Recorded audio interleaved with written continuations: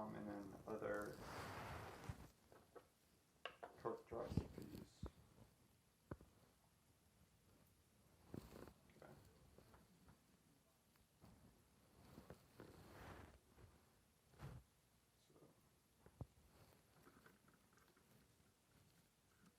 Okay. The homemade tomato sauce recipe. If you do a Google search on how to make homemade tomato sauce, this is 99 cents. 1 can of tomato paste. And with this one, the ingredients is tomato paste from vine ripened tomatoes, blah blah blah, citric acid, naturally derived, so it's not synthetic. I didn't know that. It says non-GMO, non-BPA, BPS liner. It says vegan. It's sustainably produced, gluten-free, of course.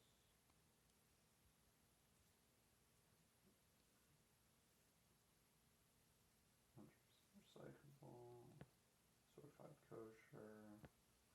Now, with the tomato sauce recipe, when you do a Google search, they say, I think they mention it, they don't say 6 ounces, they say, I mean, there's 8 ounces per 1 cup of any ingredient. 1 cup is usually 8 ounces. But they say 1/3 cup of tomato paste, and I think it's 1 cup or 2 cups of water. Maybe that was a bad idea I went into this, but it's either 1 cup of water per every 1/3 cup of tomato paste. It could be 2 cups of water. I'm not sure. That's something you may want to look up. But it's a convention where you would use 1/3 cup of tomato paste to make a tomato sauce. That's why I know. I didn't know that. So you just buy the 1 can,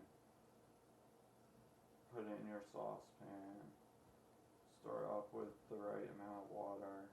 That converts the tomato paste into the basic foundational tomato sauce, and then you would include maybe 3 cloves of garlic, maybe I'd say 2 cloves of garlic.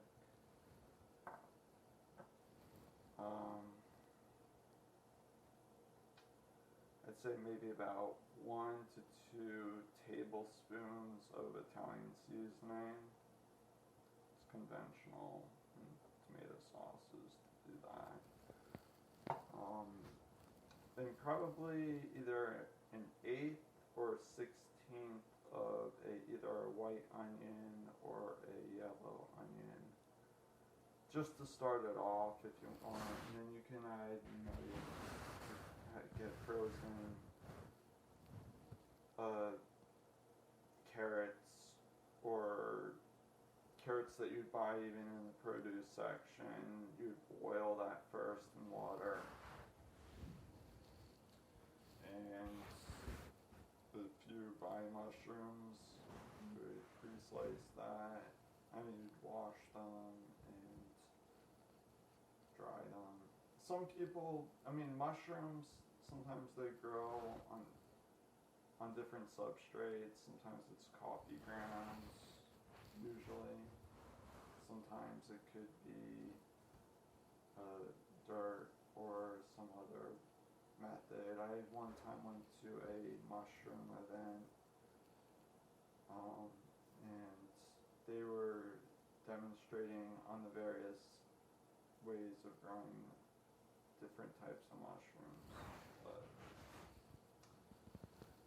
So, depending on how clean they look when you buy them, you may just have to rinse them. Some people just, wipe them with a cooker's brush or whatever to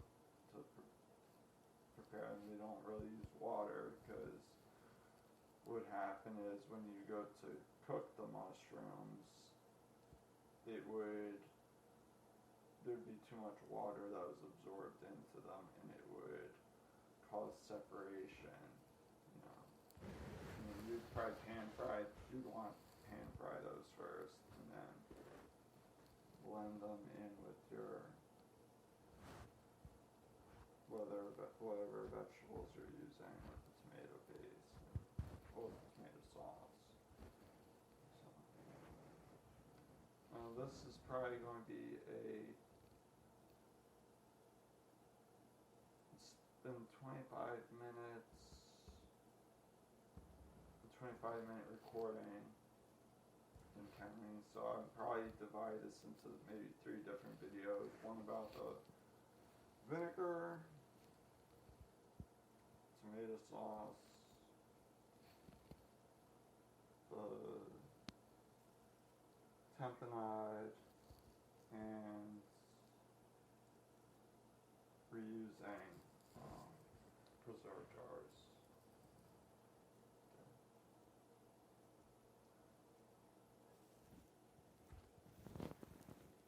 One thing I may have forgotten to mention was I like to use Himalayan sea salt. No, it's not sea salt. It's Himalayan pink salt, and which is extracted from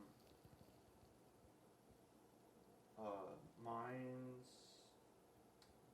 or near the base of mountains, regions where it's mountainous and may be near the volcanic regions. Not 100% sure of that though, but the pink is actually from the iron oxide. I may mention that it may contain maybe because of the sulfur in it, but a small amount. But it's actually iron oxide, supposedly, that causes the pink color, hue, or whatever. But Himalayan sea salt has over 80 minerals, and it's healthier than traditional table salt, which is usually produced in a factory, and it's fortified with iodine. Now, I don't like regular table salt because of my thyroid condition. I never did. I discovered that later on once I started using real sea salt, that I'm getting my blood work done with my doctor regularly. When I switched to sea salt or Himalayan, my blood test results came back better for my thyroid levels. So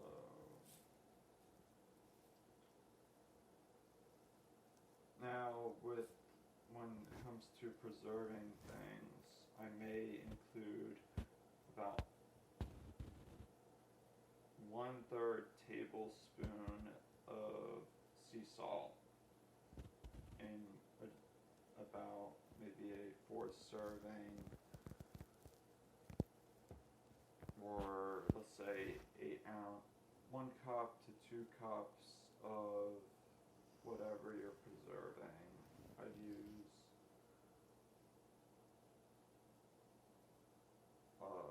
about a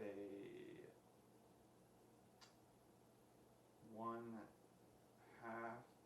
to 1/3 tablespoon of sea salt. It depends also on the amount of sodium already contained in it. You may not even need that much. like with this tamponade, it already has the olives, and I included some of the red wine vinegar that, the olives came marinated in. I added maybe a tablespoon or two into the tamponade. That already had sodium in it. And also,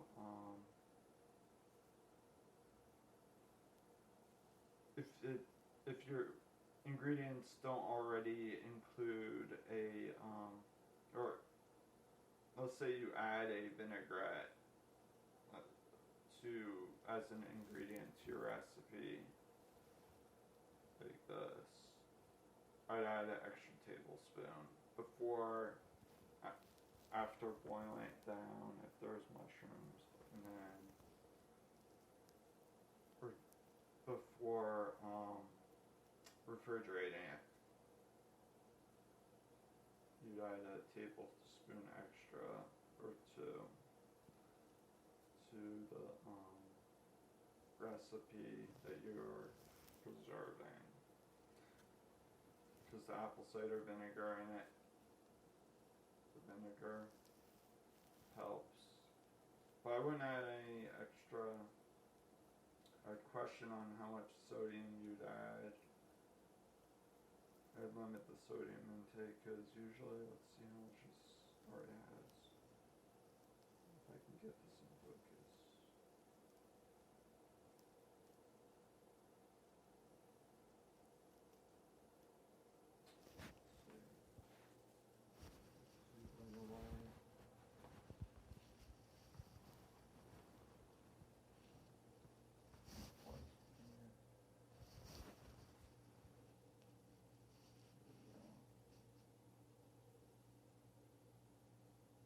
Sodium, 60 milligrams for every 2 tablespoons.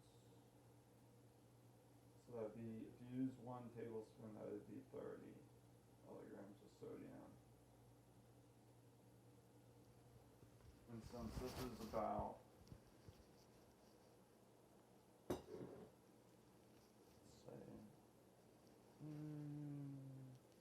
it's a little over probably 1 cup that would be stored.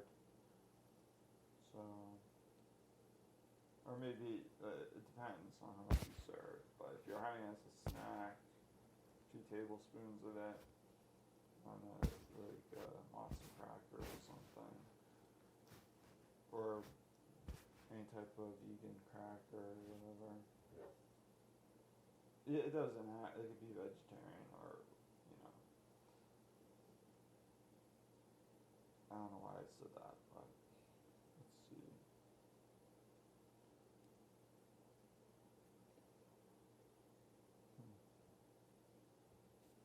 So just watch the amount of sodium you include.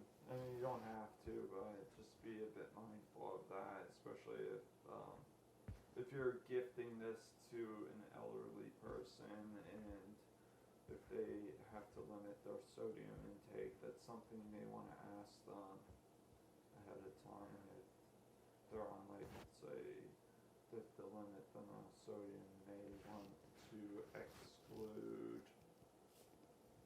sea salt or use less. And just let them know. That's something to consider. Alright. Have a Merry Christmas.